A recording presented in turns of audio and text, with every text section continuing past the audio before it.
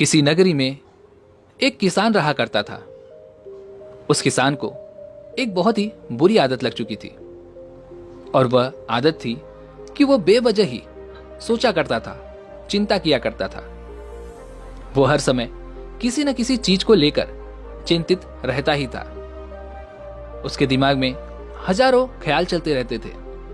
वो सोचता रहता था कि कहीं मेरे साथ कुछ गलत ना हो जाए, जबकि उसकी जिंदगी में अभी तक सब कुछ बहुत अच्छा चल रहा था। उसके पास एक बड़ा सा खेत था जिसमें बहुत अच्छा अनाज भी होता था। खेती करने के लिए चार चार हट्टे कट्टे बैल भी थे। 2 बैल गाड़ियां थी। एक अच्छा और बड़ा मकान भी था। साथ ही उसकी पत्नी और उसके 2 प्यारे प्यारे बच्चे भी थे। लेकिन उस किसान की ये आदत बन चुकी थी कि वो बेवजह ही चिंता किया करता था। मेरे साथ कुछ न कुछ अनहोनी ना हो जाए, हमेशा इसी के बारे में सोचा करता था।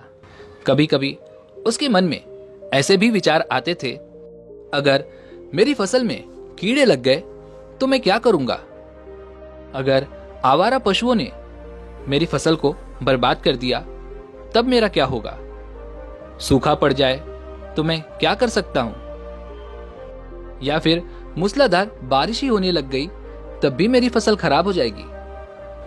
इसी तरह की बेवजह की बातों से वो हमेशा चिंतित रहता था। भविष्य में ना होने वाली घटनाओं को लेकर वो हमेशा सोचा करता था और हमेशा ही परेशान रहा करता था। उसे सोचने की इतनी बुरी लत लग चुकी थी कि वो कभी भी एक पल के लिए शांत नहीं रह पाता था।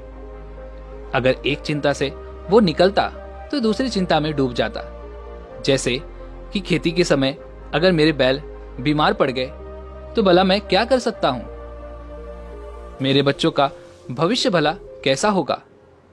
कहीं बुढ़ापे में मुझे कोई बड़ी बीमारी ना हो जाए। मेरे बच्चे बड़े होकर बुढ़ापे में मेरा ख्याल रखेंगे या नहीं? ऐसे विचार भी उस किसान के मन में हमेशा उत्पन्न होते रहते थे, जिन्हें लेकर वो अधिकांशतः चिंतित ही रहता था। धीरे धीरे समय बीतता गया और उस किसान का स्वभाव अब कुछ चिड़चिड़ा सा होने लग गया था और अब उसका किसी भी काम में मन भी नहीं लगता था। उस किसान की पत्नी को एहसास हुआ कि उनके पति को बेवजह ही चिंता करने की आदत पड़ चुकी है। उसने उस किसान को कई बार समझाने की कोशिश भी की कि तुम बेवजह ही चिंता करते हो, चिंता करना छोड़ दो, ये अच्छी बात नहीं है। लेकिन लाख समझाने के बाद भी कोई मतलब नहीं निकला। उस किसान की सोचने की आदत बिल्कुल भी नहीं छूट रही थी। तभी एक दिन उस किसान की पत्नी को गांव की एक औरत ने बताया कि पास ही के जंगल में एक बौद्ध भिक्षु रहते हैं जो सभी की समस्याओं का हल करते हैं। तुम एक बार जाकर उनसे मिल लो। अगले ही दिन सुबह सुबह वह किसान और उसकी पत्नी पास वाले जंगल में उन बौद्ध भिक्षु से मिलने चले गए। वह बौद्ध भिक्षु बहुत ही बुद्धिमान थे और बहुत ही ज्ञानी व्यक्ति थे। वो लोगों की समस्याओं का समाधान करने के लिए प्रसिद्ध थे।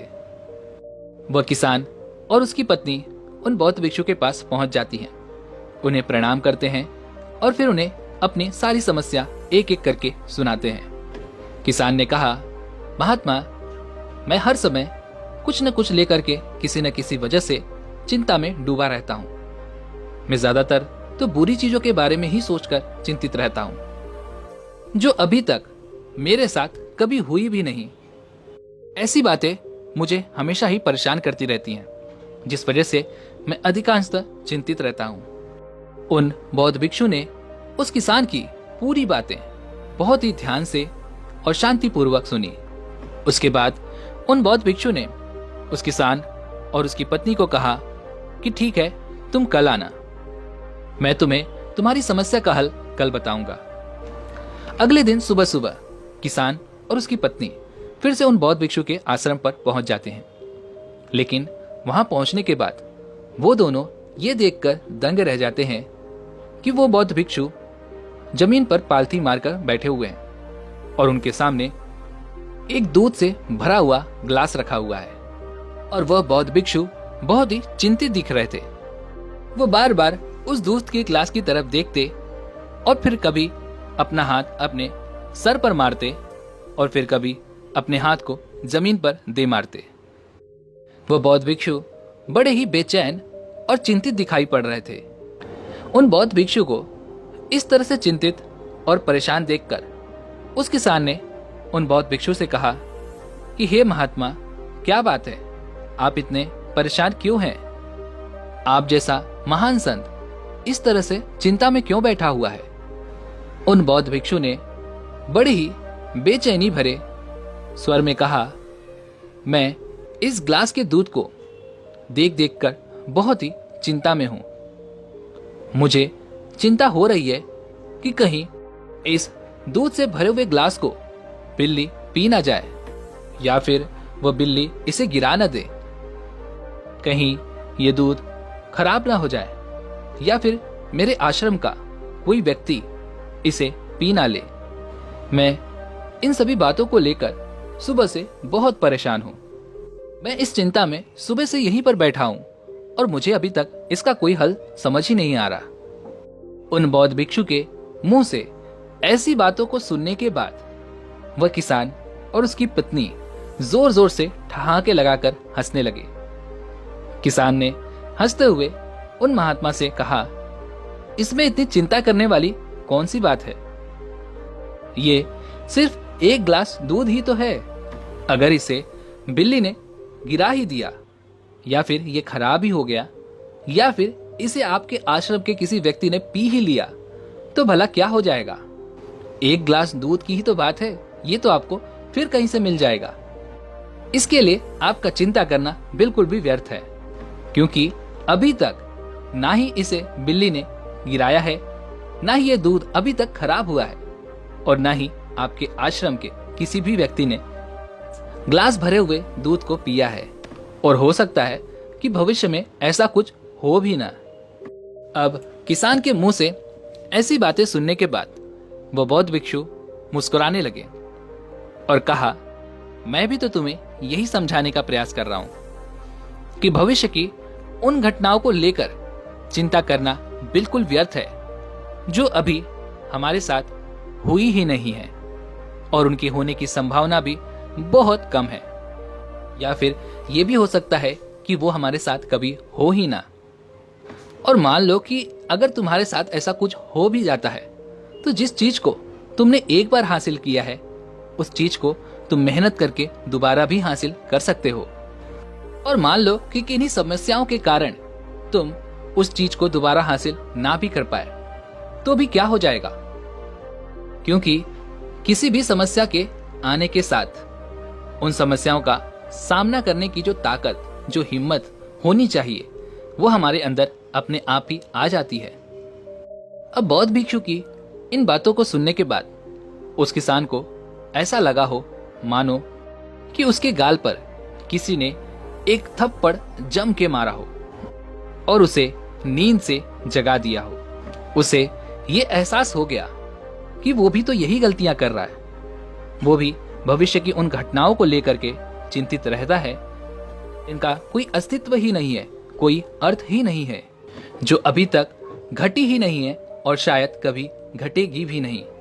कुछ देर तक वह किसान यूं ही चुपचाप खड़ा रह गया और कुछ देर बाद वह उन बौद्ध भिक्षु के चरणों में गिर पड़ा और कहने लगा, इतनी आसान भाषा में मुझे मेरी गलती का एहसास दिलाने के लिए मैं आपका बहुत बहुत आभारी हूं और आज से मैं अपना पूरा प्रयास करूंगा कि मैं बेवजह चिंता करना बंद कर दूं।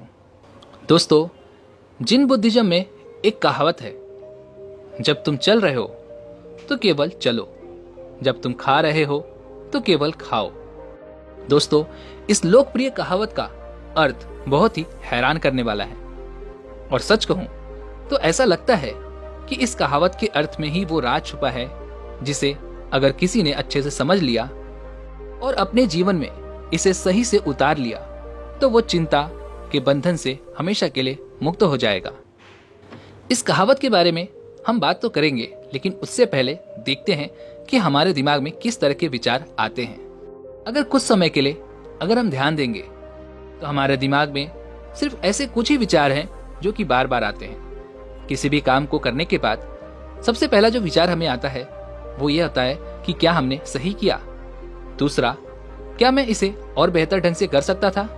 तीसरा, इसका परिणाम क्या हो सकता है, क्या होगा। और चौथा, लोग मेरे बारे में क्या सोच रहे होंगे, क्या मेरा ये काम उनको पसंद आया होगा या नहीं। ऐसे विचार हमारे दिमाग में हमेशा ही चलते रहते हैं, लेकिन हमें पता नहीं चलता, क्योंकि हमने इन विचारों के साथ जीना सीख लिया है। कि दोस्तों, हमारा दिमाग कुछ इसी ढंग से काम करता है। मान लो अगर हमने इससे किसी काम को कई बार करवा लिया तो फिर ये उसे अपने आप आदत सा बना लेता है, और फिर हम चाहें या ना चाहें हमारा दिमाग उस काम को करने का प्रयास करता रहता है। शुरुआत में तो हमें किसी भी काम को करने के लिए एक एक चीजों पर बारीकी से ध्यान देना होता है, लेकिन जब हमें इसकी आदत सी लग जाती है, जब ये काम हम कई बार कर लेते हैं, तो ये हमारी एक आदत सी बन जाती है, और हम चाहें या ना चाहें वो काम हमारे दिमाग में यूं ही चलता रहता है। जैसे कि अगर आपको याद होगा तो आपके बचपन में जब आप लिखने की कोशिश किया करते थे तो पहले तो आपको पेन या फिर पेंसिल पकड़ने तक नहीं आती थी, लेकिन धीरे धीरे जब कई बार प्रयास किया गया तो आपको पेन पेंसिल तो पकड़ने आ गई। लिखने के प्रयास के समय कईयों ने कई बार मार भी खाई होगी, क्योंकि उस वक्त आपको या फिर हमें एक अक्षर ढंग से लिखने नहीं आता था।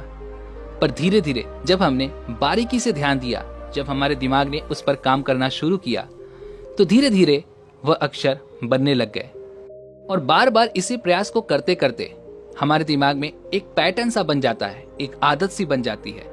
और अब अगर आप लिखने का प्रयास करेंगे तो आपके हाथ खुद ब खुद चलने लगेंगे, जबकि शुरुआत में हमें उस अक्षर को ध्यान करना होता था कि वह अक्षर किस तरह से लिखा गया है। पर आज के समय पर अगर आप उस अक्षर को लिखना चाहेंगे तो वह अक्षर आपके दिमाग में पहले से ही सेट है, और आपका दिमाग उस अक्षर को हूबहू वैसा ही आपके सामने उतार देगा। और इसके लिए हमें ज्यादा सोचना भी नहीं पड़ता। हमारा हाथ, पैर और दिमाग सब एक साथ मिलकर इस काम को बखूबी कर लेते हैं। ठीक यही चीज हमारे साथ बड़े होने के बाद होती है। जब हम छोटे बच्चे होते हैं तो चिंता क्या होती है ये तो हमें पता ही नहीं होता, लेकिन जैसे जैसे हम बड़े होते जाते हैं तो हमारे माँ बाप हमसे कहना शुरू कर देते हैं कि बेटा अपना होमवर्क कर ले, तुझे अपना होमवर्क पूरा करने की चिंता क्यों नहीं होती, तेरे बहुत जल्द एग्जाम आने वाले हैं, क्या तूने उस एग्जाम के लिए तैयारी की है या नहीं, तुझे अपने एग्जाम की चिंता बिल्कुल भी नहीं है। न जाने हमारे आसपास ऐसी कई सारी चीजें होती हैं जिसके लिए हमसे हमारे बड़े चिंता करने के लिए कहते हैं, और ऐसे ही धीरे धीरे हमारे मन में इस चीज की एक आदत सी बन जाती है। और इसीलिए जब हम किसी भी काम को करने की सोच रहे होते हैं या फिर हमें उस काम को करना होता है, तो पहले हमारे दिमाग में उस चीज को लेकर के हम बार बार सोचने पर मजबूर हो जाते हैं, और यही बार बार सोचना हमारे लिए एक चिंता का कारण भी बन जाता है। और यह आदत हमारे जीवन में कुछ इस तरह से समा जाती है कि हमारा पूरा जीवन सिर्फ चिंता के इस मायाजाल में फंस कर रह जाता है। फिर चिंता से निकलने का समाधान है क्या? तो इसका एक बहुत ही असरदार समाधान है। जैसा कि अभी कुछ देर पहले हमने एक जिन कहावत के बारे में बात की थी। इसका अर्थ है जागरूकता। हमें अपने विचारों के प्रति जागरूक होना पड़ेगा।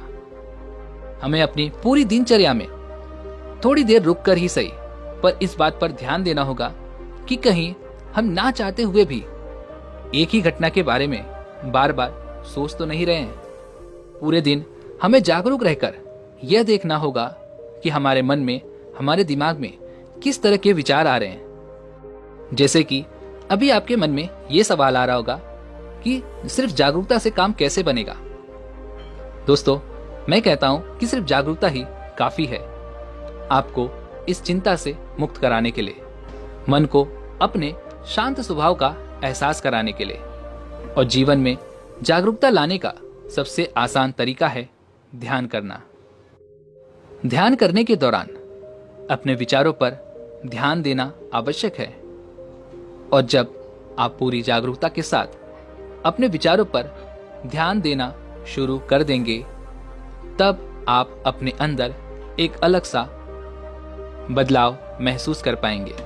जैसे आपके मन में चलने वाले बेवजह के विचार एक एक करके अपने आप ही खत्म होने लगेंगे, गायब होने लगेंगे।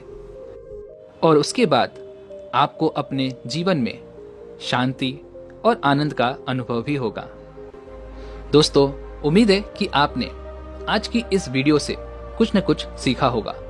तो इस वीडियो को लाइक और अपने दोस्तों के साथ शेयर जरूर कीजिएगा और हमें सपोर्ट करने के लिए चैनल को सब्सक्राइब और घंटी बटन को जरूर दबा दीजिएगा। तो चलिए मिलते हैं ऐसे एक और वीडियो में। तब तक के लिए अपना ख्याल रखें। धन्यवाद।